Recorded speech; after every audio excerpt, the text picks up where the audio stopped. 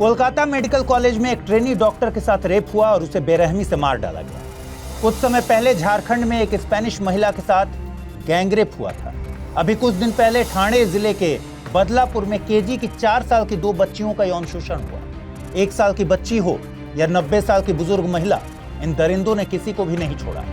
शर्म की बात यह है कि मर्दों की इस दुनिया में, इस पितृसत्तात्मक दुनिया में बलात्कार एक ऐसा क्राइम है जिसमें रेपिस्ट के बजाय गलती विक्टिम की ही मानी जाती है।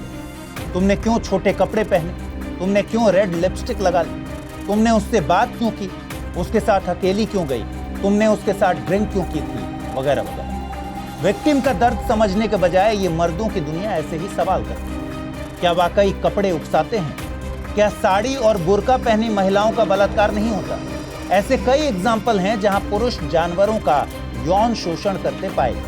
तो क्या हमें जानवरों को भी कपड़े पहनाने चाहिए? बलात्कारियों का आरोप है कि महिलाएं पुरुषों को लुभाने के लिए बहुत ज्यादा मेकअप करती हैं। तो 1 साल की बच्ची, 3 साल की बच्ची, माइनर्स, वृद्ध महिलाएं, मेंटली इल महिलाएं, कोमा में पड़ी महिलाएं या गंभीर बीमारियों से अस्पताल में भर्ती महिलाओं के साथ बलात्कार क्यों होता है? क्या होती है रेपिस्ट की मानसिकता? रेप आखिरकार क्यों होते हैं? Anger rapist, power rapist, sadistic rapist क्या होते हैं? भारत में रेप के आंकड़े क्या कहते हैं? रेप को कैसे रोका जा सकता है? इसके अलावा Kolkata medical college rape case में क्या सवाल उठ रहे हैं? क्यों कॉलेज के प्रिंसिपल शक के दायरे में? पुलिस ने अपना काम ईमानदारी से क्यों नहीं किया? इन सारे पॉइंट्स पर आज डिस्कस करेंगे। वीडियो लास्ट तक देखिएगा। आप देख रहे हैं 4 डायमेंशन। मेरा नाम है अमृत।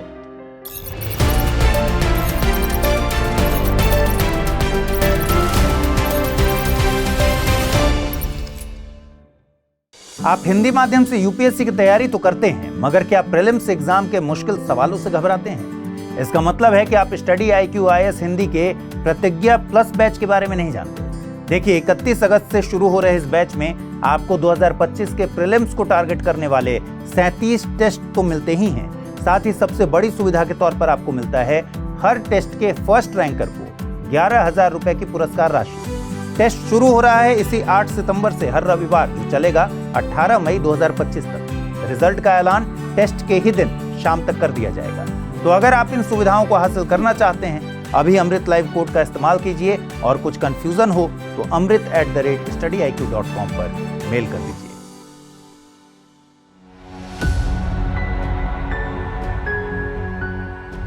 कोलकाता के आरजी कर मेडिकल कॉलेज और अस्पताल में एक ट्रेनी डॉक्टर की डेड बॉडी मिली। पोस्टमार्टम रिपोर्ट के मुताबिक विक्टिम के शरीर पर बाहर 16 और अंदर 9 जगह गहरी चोटें मिली। रिपोर्ट में पेनिट्रेशन शब्द का इस्तेमाल किया गया है, मतलब कि पीड़िता के साथ दुष्कर्म हुआ और उसे गला घोंटकर मार दिया गया। पुलिस ने भारतीय न्याय संहिता BNS के सेक्शन 103(1) हत्या और सेक्शन 64 बलात्कार के तहत केस दर्ज किया और माना कि यह रेप और हत्या का मामला है। क्या आपको पता है कि आरोपी कैसे पकड़ा गया? देखिए, पुलिस के अनुसार यह घटना सुबह 3 बजे से 6 बजे के बीच हुई थी। क्राइम सीन पर एक ब्लूटूथ ईयरफोन भी मिला था। सुबह 3 बजे से 6 बजे के बीच की CCTV फुटेज की मदद से पुलिस ने कई संदिग्धों को पूछताछ के लिए बुलाया। पुलिस ने क्राइम सीन पर मिले ईयरफोन को सभी संदिग्धों के फोन से कनेक्ट करने की कोशिश की। ईयरफोन एक व्यक्ति के फोन से कनेक्ट हो गया। व्यक्ति का नाम था संजय। पूछताछ के दौरान संजय ने रेप और मर्डर की बात कबूल ली है। संजय अभी हिरासत में है, लेकिन मामला इतना सीधा है नहीं जितना दिख रहा है।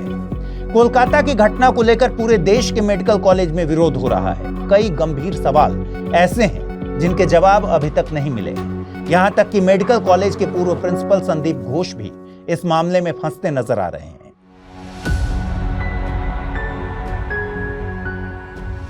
रेजिडेंट डॉक्टरों का आरोप है कि आरजी कर मेडिकल कॉलेज की सुरक्षा में खामी है। डॉक्टर्स ने कहा कि उन्होंने अस्पताल परिसर में CCTV कैमरों की संख्या बढ़ाने और 24 घंटे कड़ी निगरानी की मांग की थी, लेकिन मैनेजमेंट की तरफ से इस पर कोई ध्यान नहीं दिया गया। इसी कॉलेज के प्रिंसिपल हैं संदीप घोष। यहां तक कि घोष के खिलाफ मानव अंगों की तस्करी को संरक्षण देने के आरोप भी लगते रहे हैं। ऐसा नहीं है कि मुद्दा नहीं उठा, कई बार उठा, लेकिन संदीप घोष की ऊंची पहुंच के चलते मामले दबा दिए गए। कथित तौर पर संदीप घोष एक बड़ा राजनीतिक रसूख रखते हैं। कहा जाता है कि इनके एक आदेश पर हजारों गुंडे हाजिर हो जाते हैं। आपने भी आरजी कर मेडिकल कॉलेज का वो वीडियो देखा होगा जहां भीड़ ने जमकर उत्पात मचाया था और तोड़फोड़ की थी। डॉक्टरों के संगठन प्रोटेक्ट द वॉरियर्स ने कहा था कि 14 अगस्त को तोड़फोड़ के बाद भीड़ ने महिला डॉक्टरों को धमकी दी कि अगर उन्होंने घटना की शिकायत की तो वही हश्र होगा जो विक्टिम का हुआ था। क्या ये भीड़ संदीप घोष ने बुलवाई थी? ये तो कई सवालों में से सिर्फ एक सवाल है, और सारे सवाल हॉस्पिटल प्रशासन और प्रिंसिपल के इर्द गिर्द ही घूम रहे हैं।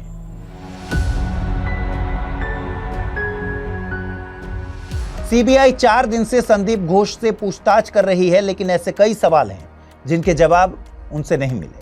सीबीआई के एक अधिकारी ने बताया कि घोष ये नहीं बता रहे कि उन्होंने डेड बॉडी की सूचना मिलने के बाद पुलिस को 2 घंटे देरी से सूचना क्यों दी। जब पता चल गया कि यह दुष्कर्म और हत्या है तो एफआईआर रात को 11:45 पर क्यों दर्ज की गई? प्रिंसिपल इसे सुसाइड बताने पर क्यों तुले हुए थे? सीबीआई जांच में यह भी पता चला है कि इस केस में जानबूझकर सबूत मिटाए गए। यह एक गंभीर आरोप है। खुद सोचिए, कॉलेज में इतना गंभीर अपराध हुआ और डेड बॉडी की सूचना मिलने के बाद दूसरे डॉक्टर्स और कर्मचारियों को सेमिनार हॉल में जाने की इजाजत कैसे दे दी गई? यह भी एक बड़ा सवाल है कि सेमिनार हॉल की दीवार तोड़कर अगले दिन ही मरम्मत का काम कैसे शुरू हो गया? क्या यह भी सबूत मिटाने की कोशिश थी? एक बड़ी न्यूज एजेंसी के अनुसार संदीप घोष ने घटना के 1 हफ्ते पहले अपने फोन के कॉल रिकॉर्ड्स, मैसेज डिलीट कर दिए थे। कई नंबर भी फोन से हटाए थे। सीबीआई अब इसी डेटा को फोन से रिकवर कर रही है। आखिर प्रिंसिपल संदीप घोष क्या और क्यों छिपा रहे हैं? ये रेप एंड मर्डर का मामला बहुत ज्यादा उलझा हुआ है। इस केस में स्थानीय पुलिस की भी भूमिका शक के घेरे में है। सीबीआई कह रही है कि पुलिस ने अस्वाभाविक मौत का मामला दर्ज नहीं किया। सीबीआई पता लगा रही है कि क्या घोष के कहने पर ऐसा किया गया। इस केस में सस्पेंस तब और बढ़ गया जब विक्टिम के पिता ने डायरी के पन्नों का जिक्र किया। दरअसल विक्टिम के पिता ने एक न्यूज एजेंसी को बताया कि उनकी बेटी रोज डायरी लिखा करती थी। 9 अगस्त को भी उसने कुछ पेजेस लिखे थे। इनमें से एक पेज की फोटो खींचकर विक्टिम ने अपने पिता को भेजा था। सस्पेंस ये है कि ये पेज विक्टिम की डेड बॉडी के पास मिली डायरी से गायब है। इस पेज में क्या लिखा है, इस पर पिता ने कुछ नहीं बताया। सिर्फ इतना कहा कि अस्पताल के मौजूदा हालात का जिक्र बेटी ने किया था। पिता ने यह भी आरोप लगाया कि उनके पास इस बात का सबूत है कि डायरी के पन्ने पुलिस ने ही फाड़े थे।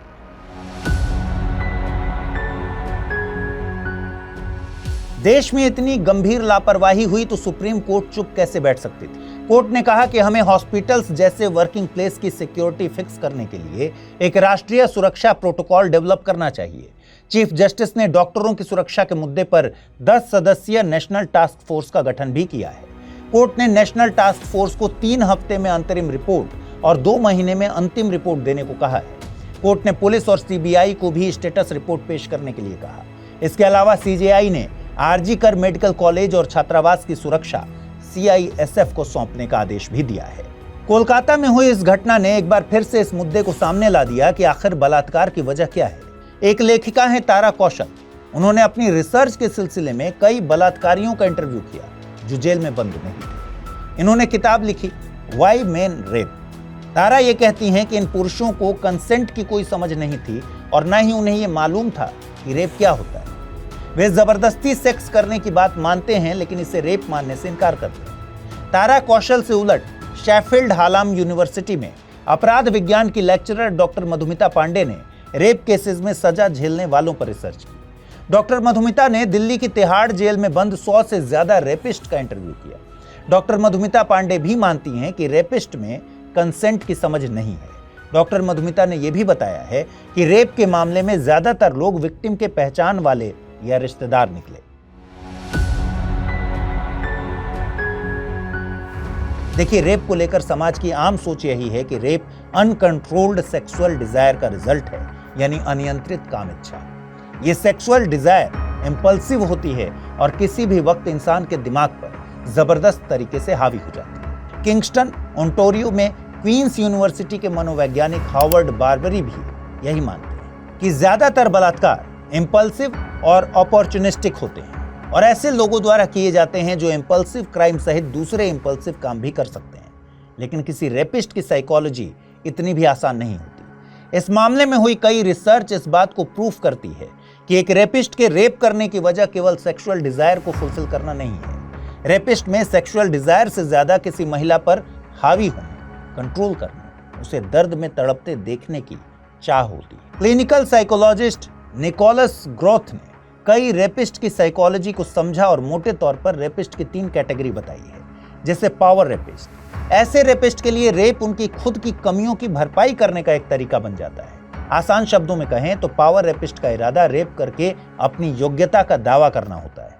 पावर रेपिस्ट के अलावा निकोलस ग्रोथ एंगर रेपिस्ट और सैडिस्टिक रेपिस्ट की भी बात करते हैं। एंगर रेपिस्ट का लक्ष्य अपने विक्टिम को ह्यूमिलिएट करना, अपमानित करना और चोट पहुंचाना होता है। इन रेपिस्ट्स के लिए रेप विक्टिम को अपमानित करने का एक हथियार है, यानी बलात्कार उनके गुस्से की अंतिम अभिव्यक्ति होती है। सैडिस्टिक रेपिस्ट्स के बारे में निकोलस ग्रोथ बताते हैं कि इन रेपिस्ट के लिए सेक्सुअल एक्साइटमेंट उनके शिकार को दर्द पहुंचाने से जुड़ी है, यानी जितना दर्द उतना ही उन्हें अच्छा लगता है।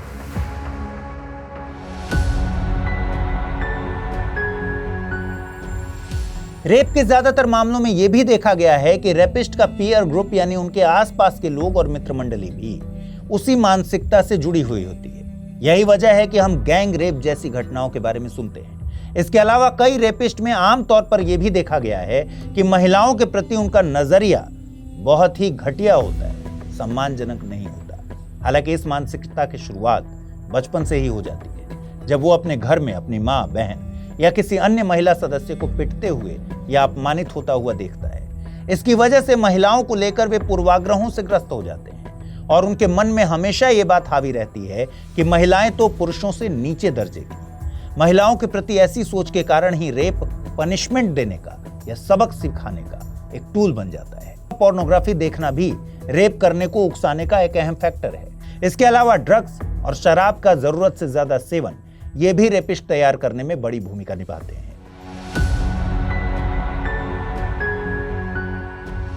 उपलब्ध आंकड़े बताते हैं कि भारत में हर दिन औसतन 90 से 106 बलात्कार की घटनाएं होती हैं, जिनमें से 40% विक्टिम नाबालिग होते हैं। इससे भी अधिक चौंकाने वाली बात यह है कि लगभग 95% मामलों में बलात्कार किसी और के द्वारा नहीं बल्कि विक्टिम के रिश्तेदारों, परिवार के सदस्यों या उनके परिचितों द्वारा किया जाता है।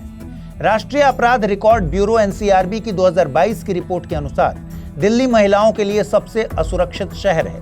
यहां 2022 में एक दिन में 3 रेप केस दर्ज किए गए। वहीं पूरे भारत में 2022 में कुल 31,516 बलात्कार के मामले दर्ज किए गए। आप हिंदी माध्यम से यूपीएससी की तैयारी तो करते हैं, मगर क्या प्रीलिम्स एग्जाम के मुश्किल सवालों से घबराते हैं? इसका मतलब है कि आप स्टडी IQ IAS हिंदी के प्रतिज्ञा प्लस बैच के बारे में नहीं जानते। देखिए, 31 अगस्त से शुरू हो रहे इस बैच में आपको 2025 के प्रीलिम्स को टारगेट करने वाले 37 टेस्ट तो मिलते ही हैं। साथ ही सबसे बड़ी सुविधा के तौर पर आपको मिलता है हर टेस्ट के फर्स्ट रैंकर को 11,000 रुपए की पुरस्कार राशि। टेस्ट शुरू हो रहा है इसी 8 सितंबर से हर रविवार, जो चलेगा 18 मई 2025 तक। रिजल्ट का ऐलान टेस्ट के ही दिन शाम तक कर दिया जाएगा। तो अगर आप इन सुविधाओं को हासिल करना चाहते हैं, अभी अमृत लाइव कोड का इस्तेमाल कीजिए और कुछ कंफ्यूजन हो तो amrit@studiiq.com पर मेल कर दीजिए।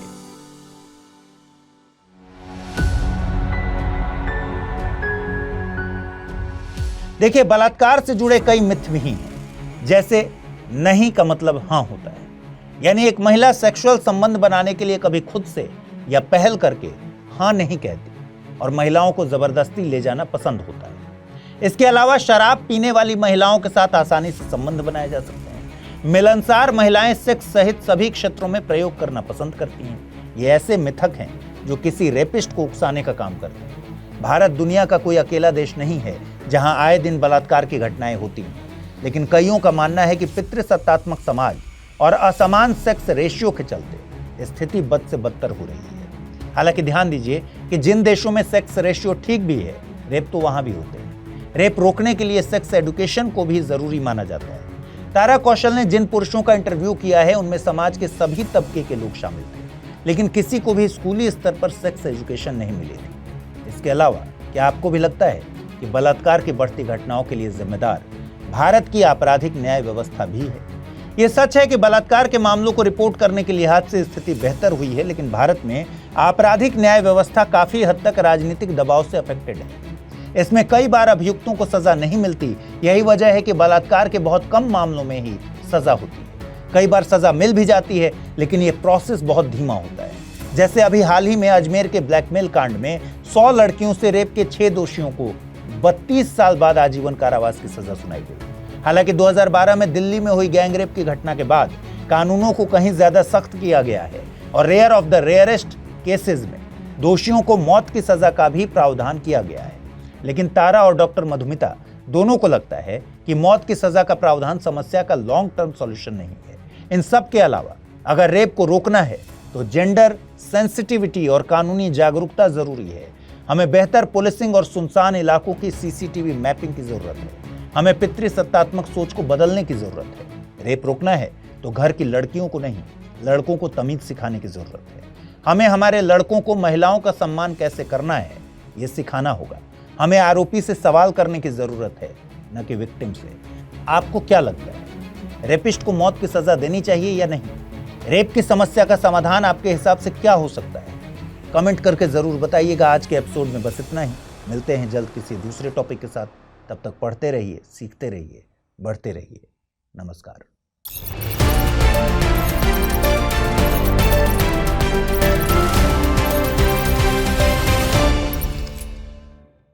हिंदी में यूपीएससी की तैयारी से संबंधित प्रोग्राम्स को देखने के लिए सब्सक्राइब करें स्टडी IQ IAS हिंदी।